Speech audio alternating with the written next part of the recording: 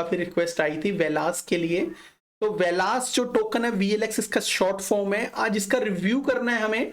तो हम चलेंगे सबसे पहले कॉइन जैको के ऊपर। देखो काफी लोग इसके लिए पागल हैं, बहुत सारे वीडियो मैंने देखे इसके, बहुत सारी रिसर्च की इसके बारे में, इसकी वेबसाइट को एक्सप्लोर किया, बहुत सारी चीजें देखी। हर कोई इसको बहुत बढ़िया बोलता है, कहता है ये सोलाना किलर है और इसमें ऐसा क्या है जो सोलाना किल हो सकता है, इसके हाथों सोलाना मर जाएगा, कोई ऐसी बात क्या है ये देखते हैं हम इसके अंदर।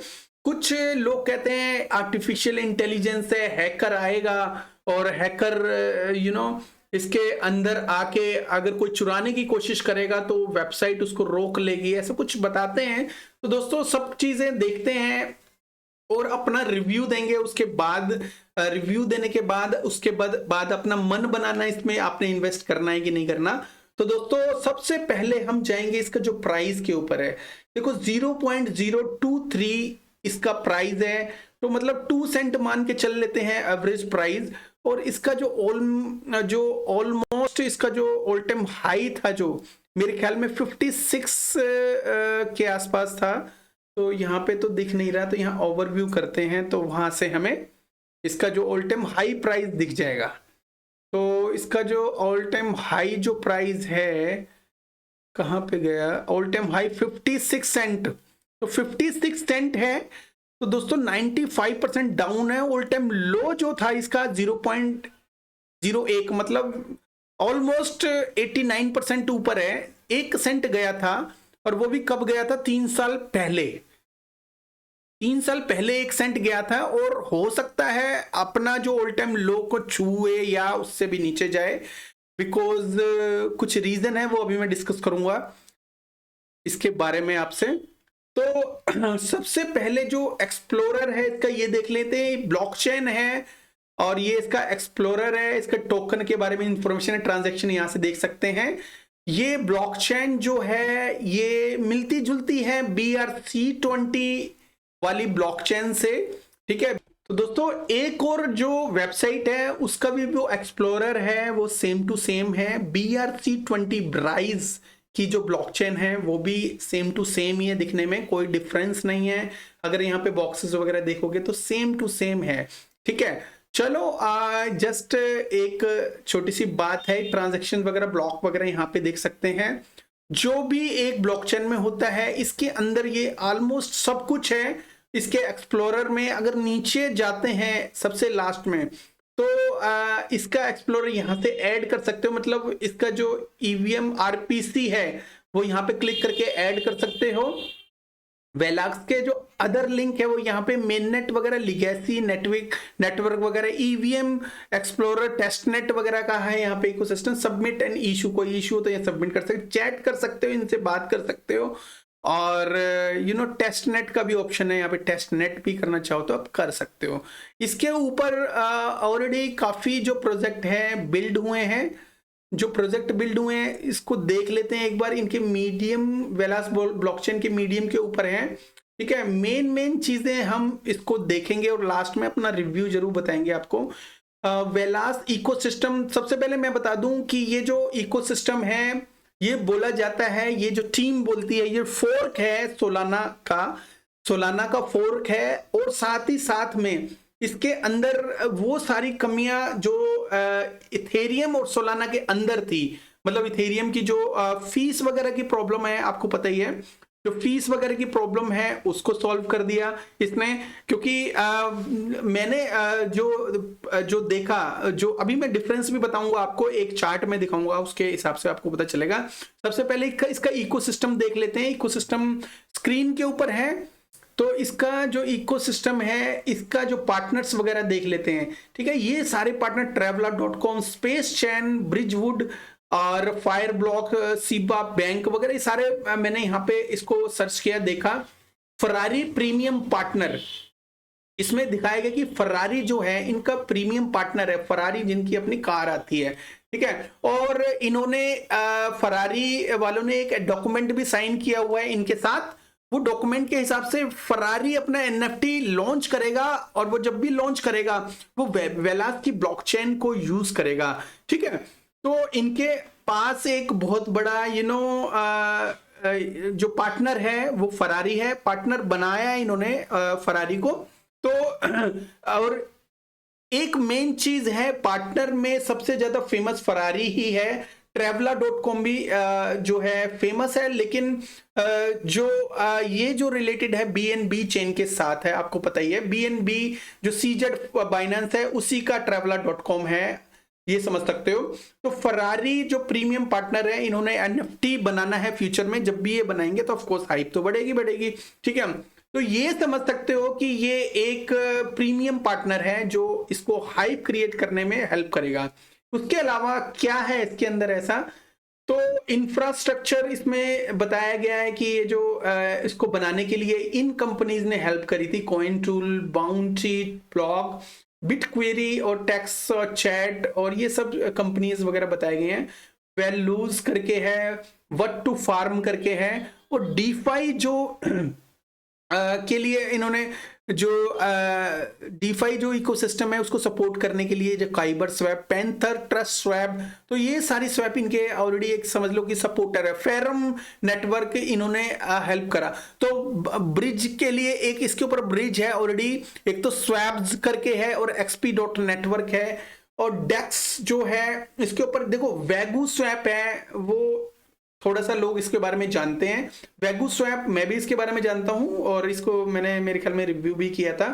और एस्ट्रोसैप, जैसे एस्ट्रोसैप स्वैप, अच्छा वैगू स्वैप जो है दोस्तों जैसे पैनकेक स्वैप है, सेम टू सेम उसी का इकोसिस्टम है, समझ लो ये कह सकते हो कि उसका एक जो कॉपी है सेम टू सेम वैगू स्वैप। एस्ट्रो स्वैप जो है वो इसके बारे में जानता नहीं हूं क्योंकि इतनी हाइप नहीं है। आई थिंक वैगू स्वैप मुझे पता है वेलास के ऊपर है, बिल्डअप है। और ऑटो फार्म करके एक है। तो मीडिया जो पार्टनर है स्ट्रॉम है, और लैंडिंग पार्टनर जो है एम्पलीफाई है। तो ये एम्पलीफाई और स्ट्रॉम ये मेरे ख्याल में बिल्ड हो रहे हैं, हुए नहीं है या हो रहे होंगे इसके ऊपर, इसके बारे में मैंने इसका डिटेल किया नहीं, जब भी इनका करेंगे तो देख लेंगे, ठीक है। डीफाई और ब्रिज वगैरह बता दिए। सोशल जो है इस आर्मी करके है, कंटेंट जो है बिटटॉरबीट करके है, और इस पे जो गेम बिल्ड हो रही है या उनके साथ इनकी पार्टनरशिप है वो मैं यहाँ पे 4 1 2 3 गेम है, चौथी का नाम नजर नहीं आ रहा। ये जो 3 गेम के साथ इनकी पार्टनरशिप है या बिल्ड ऑलरेडी हो चुकी है। और NFT कलेक्शन इस पे 1 2 3 4 5 6 7 8 9 10 11 12 13 NFT कलेक्शन है, जिसमें एक का नाम जो है वेलास पंक है, और वेलास डॉग्स है, और वेलास ट्रिप है, बडी करके है, वेला एप्स करके है, और वेला ऐप याचिट lab club, Velas meta ghost, और वेलास ओपी एप्स। तो दोस्तों इस पे जो बिल्ड हो रहे हैं NFT कलेक्शन भी ऑलरेडी। तो ये जो इकोसिस्टम है इस कॉर्नर से स्टार्ट होके यहां तक नीचे तक यहाँ पे खत्म होता है। तो अब इसके अलावा इसके अंदर और ऐसा क्या है, इसको मैं क्लोज कर रहा हूं फिलहाल के लिए, क्योंकि विंडोज ज्यादा हो जाती है तो उसमें कोई प्रॉब्लम हो सकती है हैंग की। तो अब देखते हैं एक और जो इसकी खासियत देखते हैं दोस्तों। ये जो है जो सोलाना को किस तरह से खत्म करेगी, तो ये भी हमने जरूरी है देखना, बिकॉज हमें भी पता होना चाहिए कि भाई ये किस तरह से सोलाना को किल करेगी, और अगर करती है तो इसमें क्या खास बात है जो करती है, कुछ ना कुछ तो खास होगी ना ऑफ कोर्स। हाँ, तो ये कंपैरिजन देख लेते हैं इनके बीच में। जब कंपैरिजन देख लेंगे तो almost most of the things को क्लियर हो जाएगा, ठीक है। सबसे पहले जो ट्रांजैक्शन थ्रो आउटपुट बताते हैं कि इसके वेलास के अंदर 50,000 TPS है। रिसेंटली में 75,000 सुना था कहीं से मैंने, लेकिन यहाँ पे इनके जो व्हाइट पेपर है इसके ऊपर जो है वो जो यहाँ मेंशन इनकी वेबसाइट पे वही मैं मानूंगा। तो 50,000 TPS है, और इथेरियम की 15 TPS है। मतलब इथेरियम नंबर टॉप पे है लेकिन 15 TPS ही है। TPS का मतलब होता है ट्रांजैक्शन पर सेकंड, ठीक है। और बाइनांस का जो है 470 TPS है, और जो पोलीगोन का 7,000 TPS है, मतलब पोलीगोन का सबसे ज्यादा है, ठीक है। इससे एक बात तो क्लियर हो गई, नंबर 1 के लिए टीपीएस की बिल्कुल रिक्वायरमेंट नहीं होती कि जो अगर कोई ब्लॉकचेन या कोई टोकन या नंबर 1 के ऊपर ट्रेड कर रहा है, उसके ऊपर मार्केट कैप है तो ज्यादा है, तो इसका मतलब ये नहीं है उसकी ट्रांजेक्शन स्पीड ज्यादा होगी। कम ट्रांजेक्शन स्पीड वाले भी नंबर 1 पे है। इसका जो जीता जाता जागता जो उदाहरण है वो इथेरियम है। ठीक है, तो ट्रांजैक्शन फीस जो है इसकी काफी कम दिख रही है, मतलब दूर से भी देख रहा हूं तो क्लियर कम है। तो इसका 0.00001, मतलब 4 बार 0 उसके बाद 1, मतलब ये समझ लो कि 25 पैसे भी से भी कम है। ठीक है, 1 रुपया तो बहुत बड़ा हो गया, इसके आगे तो बहुत ही कम है। और इसका जो इथेरियम का है ऑलमोस्ट जो फीस लगती है, एक एवरेज फीस बताए हैं इसमें $2, और बाइनांस में जो 20 सेंट बताए हैं, और पॉलीगॉन में 0.0, मतलब एक जो सेंट है उसका 10वां भाग। तो दोस्तों ये हो गया डिफरेंस।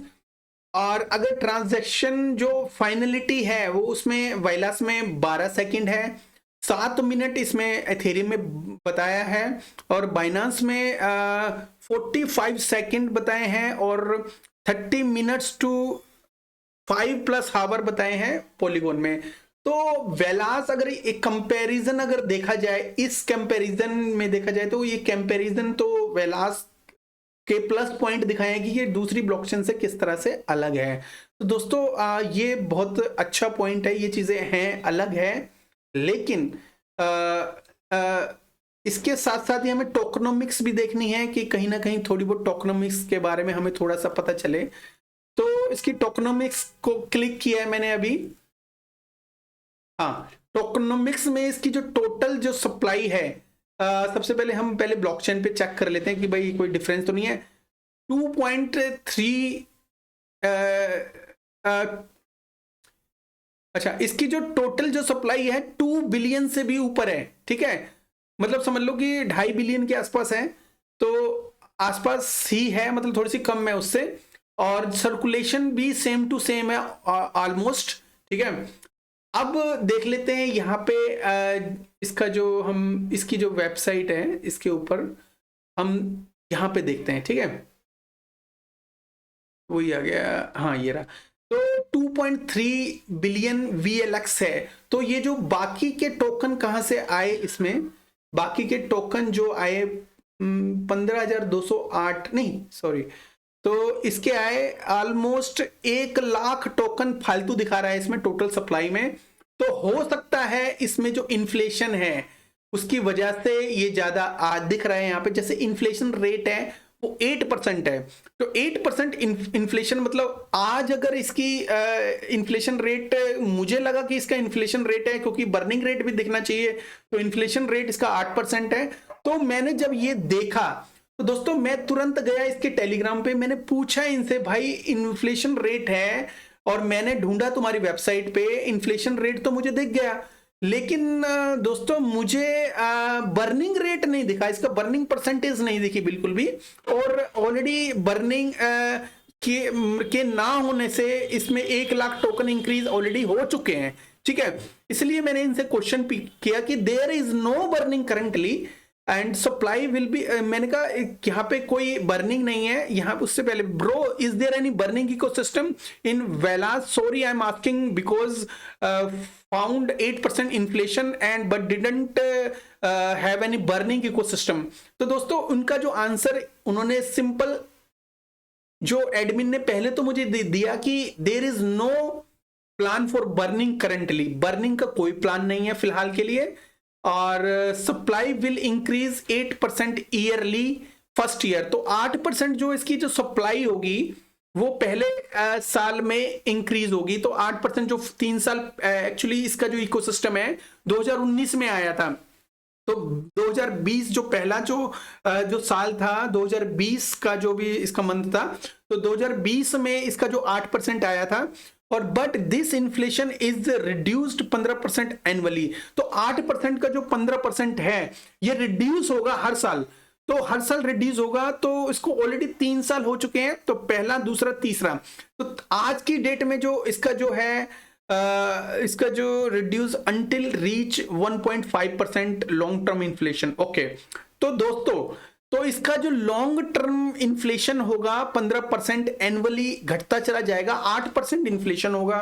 ठीक है, अब अभी के हिसाब से देखा जाए तो अभी का जो इन्फ्लेशन जो रेट है 6.21, मतलब 100 टोकन होंगे तो 6, पहले जो था 100 टोकन होंगे तो 8 टोकन बनेंगे, हर साल बनेंगे।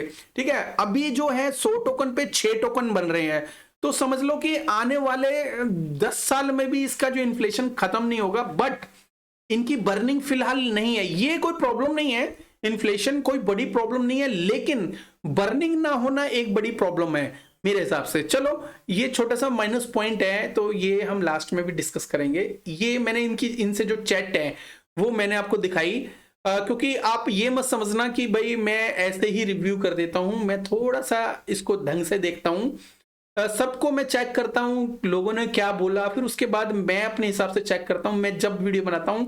इसीलिए मेरे को थोड़ा सा टाइम लग जाता है दोस्तों, मैं ऐसा नहीं करना चाहता। मैं रियल लाइफ में पहले मेरे को इतनी नॉलेज नहीं होती थी, लेकिन नॉलेज ना होने की वजह से काफी लॉस खाए, लेकिन अब नॉलेज लेने के बाद लॉस खाएंगे या नहीं खाएंगे वो टाइम बताएगा, लेकिन नॉलेज लेके काम करने का मजा ही कुछ हो रहा है, मैं आपको बताऊं तो दोस्तों, अब ये मैंने डिफरेंस देख लिया। इन्फ्लेशन रेट मैंने 8% बताया, बर्निंग का कोई इकोसिस्टम नहीं है। आज की डेट में 6.21% के हिसाब से इनका बर्निंग, इनका जो इन्फ्लेशन रेट है। ठीक है, तो दोस्तों अब इसके अंदर ये जो ब्लॉकचेन है मैंने कहीं देखा था पड़ा हुआ, अभी मेरे को मिल नहीं रहा, और मैं थोड़ा सा टाइम भी बचाना चाहता हूं अपना, तो मैं आपको वैसे बता देता हूं कि फरारी ने इनके साथ एक डॉक्यूमेंट तो साइन किया हुआ है जो एनएफटी इसके ऊपर बिल्डअप करेंगे। ठीक है, और इसके अलावा ये जो ब्लॉकचेन है, इसके जो टीम बोलती है कि इनका जो ब्लॉकचेन है हैकिंग नहीं हो सकती इसके अंदर, और हैकिंग नहीं होगी, और क्योंकि जब भी हैकर आएगा इसके एक्सप्लोर करेगा इसके इकोसिस्टम को, या कोई हैक करने के लिए कुछ भी चीजों को छेड़ेगा, तो ऑटोमेटिकली ब्लॉकचेन डाउन हो जाएगी, बंद हो जाएगी। ये नहीं लिखा कि ब्लॉकचेन बंद हो जाएगी तो वो चुरा ही नहीं सकेगा, तो ब्लॉकचेन डाउन हो जाएगी, और डाउन होने के बाद ठीक है, ये जो हैकर है कुछ ज्यादा पैसा निकाल ही नहीं सकेगा, उसमें से थोड़ा बहुत निकालेगा, मतलब निकालेगा, थोड़ा बहुत निकालेगा। वो थोड़ा बहुत हो सकता है 1 बिलियन, 10 बिलियन, 50 बिलियन, ऐसा कोई मेंशन नहीं है इनके इकोसिस्टम, और कोई टेस्टिंग या कुछ ऐसा चीज दिखाई नहीं है कोई मेरे को ऐसे टेस्ट की भाई ऐसे इन्होंने बोला है। हो सकता है इन्होंने बोला है, कुछ करा हो अंदर, या कुछ ऐसी चीज बिल्डअप की हो इनका जो ब्लॉकचेन और ज्यादा सिक्योर बनाती है। साथ ही साथ इसका जो ट्रांजैक्शन इसमें बताया कि उसमें जो कमी है, इन्होंने ये बताया कि जैसे इसमें जो इथेरियम में कमी है, सोलाना में कमी है, उन सारी कमियों को दूर किया है इनकी ब्लॉकचेन में। ठीक है, मैं मानता हूं इनकी ब्लॉकचेन ने बहुत सारी कमी, ऑफ कोर्स इसकी ट्रांजैक्शन जो है फीस बड़ी कम है, और फीस कम है, और दूसरी ब्लॉकचेन की ऑफ कोर्स ज्यादा है, इथेरियम की बहुत ज्यादा है, और इसमें आर्टिफिशियल इंटेलिजेंस का इकोसिस्टम बताते हैं कि भाई इसमें यूज किया है, जब भी हैकर वगैरह आएगा तो वो ज्यादा पैसे नहीं निकाल पाएगा। ठीक है, ट्रांजैक्शन 75,000 मैंने सुनी थी कहीं पे, लेकिन 50,000 मुझे दिख रही है, हो सकता है कि इन्होंने अपडेट ना किया हो। चलो मान लिया 75,000 है, होगी उसकी ट्रांजैक्शन। मैक्सिमम जो सप्लाई है इतनी बताई है, जो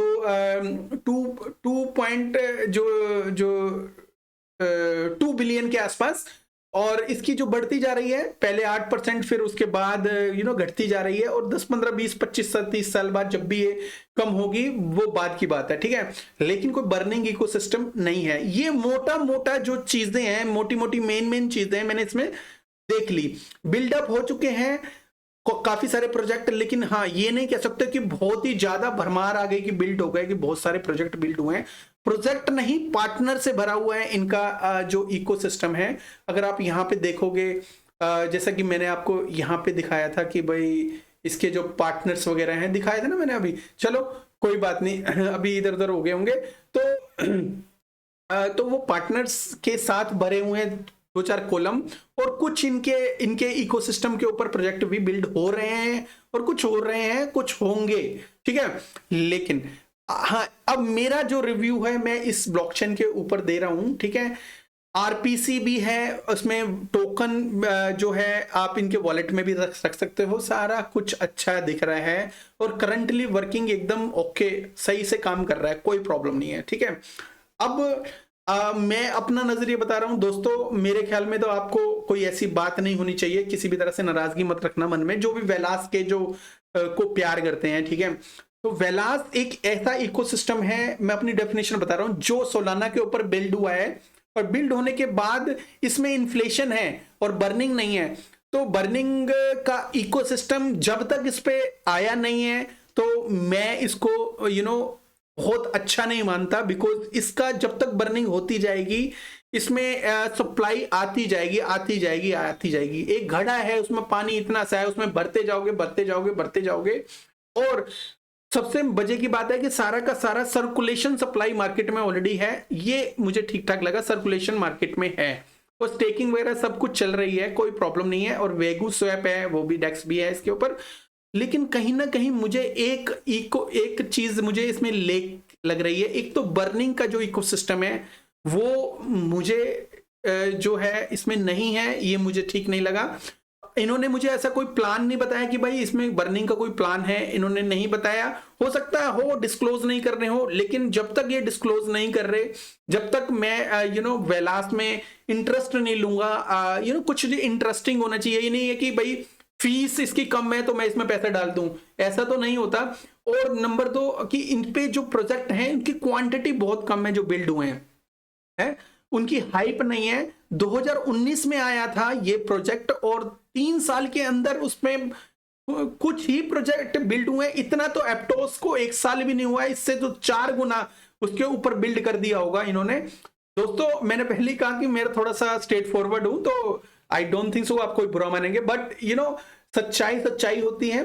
और मैंने जो लाइव प्रूफ भी दिखाया, इनसे मैंने बात की, और इसका जो इन्फ्लेशन की वजह से इसका जो टोकन का जो सप्लाई है वो बढ़ता चला जाएगा, और बढ़ता चला जाएगा, जिसकी वजह से ये हो सकता है कि इसका जो सप्लाई बढ़ जाए, और बर्निंग ना होने की वजह से ये पहले वाली जो ना, अगर यहाँ पे 3 बिलियन सप्लाई हो जाती है, मैंने मैथ नहीं किया ज्यादा, लेकिन जो पहला जो फर्स्ट ईयर की जो इसकी जो सप्लाई, टोटल जो सप्लाई थी, इन्फ्लेशन रेट की वजह से अब बढ़ चुकी है। पहले तो गया था, 1 साल पहले ये 95 जो गया था, 56 गया था 1 साल पहले, जब भी बुल रन था उस टाइम, तो 56 सेंट गया था। उसके बाद इसकी काफी नीचे आया, तो ये 1 सेंट के ऊपर आ गया, मतलब 56 एक्सिस नीचे आया। उसके बाद फिर ये ऑलमोस्ट डबल हो चुका है, तो ठीक है, अच्छा, ये अपने लेवल्स के ऊपर भी है, और 2 सेंट के ऊपर है, 2 सेंट से ऊपर है। तो अभी भी फिलहाल जो 6.21% इसका वो आ रहा है, ठीक है, अच्छा है। लेकिन मैं उम्मीद करता हूं इस ब्लॉकचेन से आने वाले टाइम में बहुत अच्छा करने के लिए इसको खाली फरारी का नाम लेके इन्वेस्टर को लाया जा सकता है, लेकिन इन्वेस्टर को स्टे करने के लिए लगातार इकोसिस्टम को के ऊपर प्रोजेक्ट भी आने बहुत जरूरी है, ठीक है। और जो मेन चीज है, कई जो प्रोजेक्ट आपने देखे होंगे उन पे कुछ भी नहीं होता और वो शूट कर जाते हैं, ऐसा भी होता है, लेकिन इस पे एटलीस्ट कुछ ना कुछ तो है।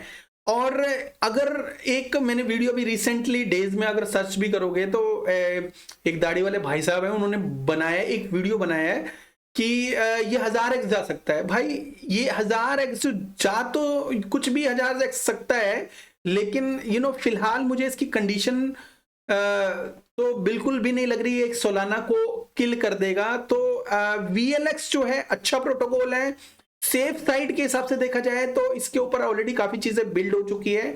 तो अगर इसको कंसिडर करते हो तो बर्निंग के बाद अगर इनसे जो आप 1-2 महीने के बाद या 4-5 महीने के बाद अगर आप इसके ऊपर इकोसिस्टम बिल्ड होता है किसी भी तरह का बर्निंग का, हो सकता है कंपनी कुछ सोच रही हो बर्निंग का इकोसिस्टम आएगा या नहीं आएगा, तो जब भी आएगा तो मैं थोड़ा सा ये सोचूंगा, इसमें इंटरेस्ट लूंगा, बट ये ऐसा नहीं है कि ये बहुत ऊपर नहीं जाएगा, जाएगा ऑफ कोर्स जाएगा, बिकॉज लेयर 1 ब्लॉकचेन बताते हैं ज्यादा इसके ऊपर प्रोजेक्ट बिल्ड नहीं हुए, फिर भी लेयर 1 तो है ही है, लेकिन इस तरह से वो सोलाना को किल नहीं कर सकती। बाकी इसका जो ट्रांजैक्शन स्पीड है वो 50,000 है बाइनांस और इथेरियम से भी ज्यादा, लेकिन अगर ट्रांजैक्शन फीड से जो स्पीड है उससे जो टोकन नंबर 1 पे चला जाए, अगर ये होता तो इथेरियम सबसे नीचे होता, ठीक है, सबसे नीचे की लिस्ट में होता। तो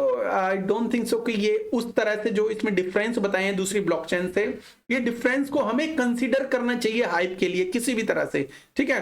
ट्रांजैक्शन स्पीड से कुछ फर्क नहीं पड़ता, ठीक है, टोकन की सप्लाई से जरूर फर्क पड़ता है, ये बात याद रखना। जितनी कम सप्लाई होती है उतना जल्दी अगर प्रोजेक्ट अच्छा है बट टोकन की सप्लाई ज्यादा है और बढ़ रही है हर साल लेकिन कम नहीं हो रही है, तो ये एक माइनस पॉइंट है, याद रखना मेरी बात का। तो कोई इसके अलावा और तो मुझे कुछ इसमें कुछ खास नहीं दिखा जिसको मैं कर सकूं। इवन BNB की सप्लाई इतनी ज्यादा थी एक टाइम में, उन्होंने जब बर्निंग करना शुरू किया, ऑफ कोर्स BNB का इकोसिस्टम बहुत ज्यादा स्ट्रॉन्ग है और यूज केस भी बहुत ज्यादा है। मुझे ऐसा लगता है कि BNB के ऊपर प्रोजेक्ट की बाढ़ लगी हुई है। अगर काउंटिंग करेंगे तो आफ्टर सम ईयर इथेरियम के ऊपर इतने प्रोजेक्ट नहीं होंगे जितने BNB के ऊपर प्रोजेक्ट होंगे, और टाइम टू टाइम वो बर्निंग करता है, अपना जो इकोसिस्टम को बहुत तगड़े तरीके से यूज करता है, बट इसमें ऐसा अग्रेसिवली मैं देख नहीं रहा अभी। मुझे एक बहुत इंप्रेसिव चीज लगी है फरारी, बट फरारी का नाम लेके आप इन्वेस्टर को, मैंने पहले भी बताया, इन्वेस्टर को लेके आ सकते हो, लेकिन आप फरारी को यूज करके लॉन्ग टाइम तक स्टे करना बड़ा मुश्किल है। ये नहीं कह रहा दोस्तों कि ये जो वेलास है ये नहीं जाएगा, हो सकता है ये चले जाए 50x, बट कुछ ना कुछ खूबी तो होनी चाहिए ना जो मैं आपको बता सकूं या कुछ भी बता सकूं। तो फिलहाल तो ऐसा कोई बहुत बड़ी चीज नहीं है, बट ये लेयर 1 है, तो कोई प्रोजेक्ट अच्छा आता है इसके ऊपर तो ऑफ कोर्स इसका यूज केस बढ़ेगा। जब प्रोजेक्ट ही नहीं आएगा तो खाली लेयर 1 करके कोई फायदा नहीं है ना। तो ग्रो करेगा, मैं इसके इकोसिस्टम को वॉच करता रहूंगा और मैं होप करता हूं ये 30x इजीली चला जाएगा यहाँ से। 30x मैं इसलिए बता रहा हूं बिकॉज मैं ये कह रहा हूं कि खींच के इसका इन्फ्लेशन जो है वो भी 3 साल में मैं कह रहा हूं, और 3 साल में मुझे उसमें भी 30x में भी डाउट लग रहा है, बिकॉज 3 साल में इसका इन्फ्लेशन, अगर इन्होंने बर्निंग नहीं करी तो इसका इन्फ्लेशन और ज्यादा बढ़ जाएगा। एक एग्जांपल बता रहा हूं, अगर 3 बिलियन हो जाता है, कोई बर्निंग नहीं होती, तो इसका जो है, जब देखो डिपेंड करता है use case Ethereum 1000 use case की वजह से इथेरियम का जो प्राइस 1000x चला गया, ठीक है, 1000x चला गया या कितना ही चला गया, उससे भी ज्यादा चला गया, बट WLX को 3 साल हुए हैं, इसका कोई ऐसा मेजर यूज केस मुझे नजर नहीं आ रहा। बिल्ड हुए हैं प्रोजेक्ट, मैं भी कर सकता हूं, आप भी कर सकते हो, कोई डेवलपर कर सकता है, लेकिन कौन कितना इंटरेस्ट ले रहा है? सब कोई ले रहा है बाइनेंस के ऊपर, हर कोई ले रहा है इथेरियम के ऊपर, कोई मूनबीम के ऊपर। मूनबीम को भी इतना टाइम नहीं हुआ, अगर प्रोजेक्ट की काउंट करोगे तो मूनबीम के ज्यादा निकलेंगे, इसके कम निकलेंगे, ठीक है। मूनबीम को कंसीडर कर सकते हैं, बट वेलास को आई डोंट थिंक उसको स्किप करना पड़ेगा मेरे हिसाब से। तो जब इसका इकोसिस्टम जब पहुंच जाएगा, जो इसका इकोसिस्टम बर्निंग रेट पे पहुंच जाएगा, तो इसको मिस नहीं करना। जब इसकी सप्लाई ज्यादा हो जाएगी और बर्निंग चालू हो जाएगी तो इसका रेट बहुत तेजी से बढ़ेगा। अभी स्लो है, बिकॉज स्लो इसकी इन्फ्लेशन की वजह से है, बर्निंग है नहीं कोई। तो दोस्तों आई होप कि मेरा वीडियो देख के कुछ लोग नाराज भी हो गए होंगे, बट 30x ले सकते हो, जिसका इसका ऑल टाइम हाई खींच के चला जाएगा। मैं मानता हूँ 56-60, हो सकता है $1 भी चला जाए, बट मैं इसमें बिल्कुल भी इंटरेस्टेड नहीं हूं। और मैं फिलहाल इसको जो अपने जो टोकन के लिस्ट से मैं फिलहाल हटाऊंगा, बिकॉज मैंने इसका जिस हिसाब से इसको स्टडी किया था, थोड़ा सा लेट जरूर हो गया, और लेकिन फिलहाल के लिए मैं इसको कंसीडर नहीं करूंगा। तो अपनी टोकन की जो हिट लिस्ट है जो मेरी टेलीग्राम में मिलती है, उसमें मैं वहां से फिलहाल हटाऊंगा और दूसरा ब्लॉकचेन को मैं सर्च आउट करूंगा। मैं देखना चाहता हूं कि और ब्लॉकचेन लेयर 1 ब्लॉकचेन्स में क्या खासियत है, ठीक है। Thank you very much, have a good one. अगर आपको किसी भी तरह का कोई डाउट हो और हो सकता है मैंने कुछ मिस भी कर दिया हो इसके अंदर, तो आप मेरे जो टेलीग्राम के अंदर आके मुझे बता सकते हो कि मैंने क्या मिस कर दिया। ऑफ कोर्स मैं दोबारा से रिव्यू करूंगा वेलास को, अगर मुझे कुछ अच्छा मिला तो मैं इसमें ऐड ऑन करूंगा और मैं देखता हूं, ठीक है ना। तो मेरे टेलीग्राम का जो डिस्क्रिप्शन में लिंक मिल जाएगा। तो thank you very much, have a good one and take care, bye bye friends.